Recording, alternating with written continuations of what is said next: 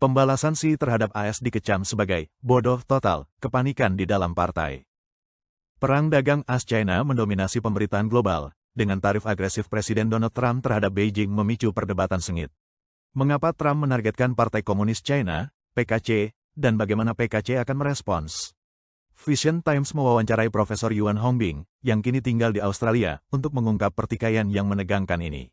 Menurut Profesor Yuan, Presiden Trump percaya bahwa strategi ekspansi global rezim komunis totaliter China secara fundamental bertentangan dengan visinya untuk membuat Amerika hebat kembali.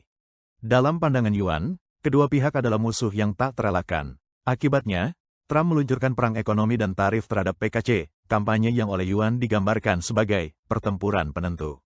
Meskipun PKC telah mengantisipasi kemungkinan konflik, mereka tidak cukup siap.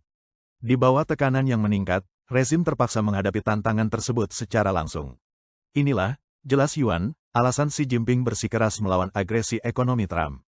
Sebuah pengungkapan mengejutkan datang dari seorang pembocor dalam PKC, yang membocorkan rincian dokumen internal yang sangat rahasia. Dokumen ini begitu sensitif sehingga para pejabat tingkat provinsi, prefektur, dan kabupaten hanya diberi waktu 3 hari untuk membacanya di ruangan khusus, tanpa diizinkan mencatat, menyalin, atau memotret. Berkas sepanjang 7.000 kata ini menguraikan strategi PKC untuk menghadapi tarif Trump. Dokumen tersebut menggambarkan perang tarif sebagai pertempuran pertama dalam serangan lebih besar yang dipimpin AS terhadap PKC, mencakup bidang politik, ekonomi, militer, dan budaya. Dokumen itu menyerukan perjuangan besar untuk membongkar dominasi global AS yang dibentuk pasca Perang Dunia II dalam bidang ekonomi, kekuatan militer, dan politik. Untuk mencapai hal ini, PKC berencana menggalang koalisi internasional melawan AS, memanfaatkan ketidakpuasan global terhadap tarif Trump. Tujuannya adalah menyatukan kekuatan ekonomi seperti Jerman, Prancis, Inggris, Kanada, Jepang, Korea Selatan, dan Australia, bersama dengan negara-negara tetangga China, untuk mempertahankan tatanan ekonomi global di bawah WTO. Jika Trump terus mendorong perang tarif, PKC berniat mengisolasi AS dengan menggalang negara-negara seperti India dan Vietnam, menyisihkan Amerika dari proses ekonomi global, dan mengakhiri dominasinya. Dokumen tersebut menguraikan 2 langkah keuangan yang berani. Pertama, pejabat PKC dan pimpinan BUMN harus melaporkan simpanan di luar negeri yang melebihi $200.000. Jika hubungan AS-China runtuh, keluarga mereka harus memindahkan dana dari AS ke China atau tempat lain, atau menghadapi tuduhan pengkhianatan. Kedua, PKC bersiap menjual $1 triliun obligasi pemerintah AS dan $2 triliun saham dan obligasi perusahaan AS dalam waktu singkat jika terjadi pemutusan hubungan ekonomi. Di dalam negeri, dokumen ini memerintahkan semua tingkat pemerintahan untuk bersiap menghadapi sirkulasi internal dan bersiap menghadapi periode yang berpotensi mengerikan dan sulit.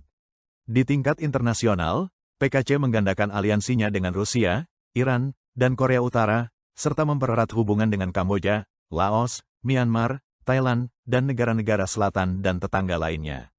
PKC juga berencana memanfaatkan rasa frustrasi Eropa dan Kanada terhadap tarif Trump untuk melemahkan NATO dan meretakkan hubungan AS dengan Jepang, Korea Selatan, Australia, dan Selandia Baru, yang bertujuan untuk mengisolasi Amerika secara ekonomi dan politik.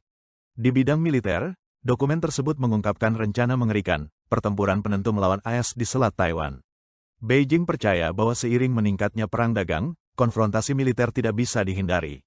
Untuk mendapatkan keunggulan, PKC bermaksud menyerang pangkalan militer AS di Jepang, Korea Selatan, Filipina, dan Guam, mendorong pasukan Amerika mundur ke Hawaii dan menghancurkan pengaruh AS di Asia Pasifik.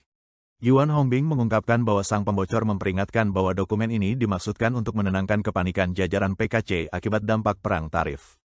Namun, hal itu malah menjadi bumerang, dokumen ini malah memicu ketakutan di kalangan pejabat.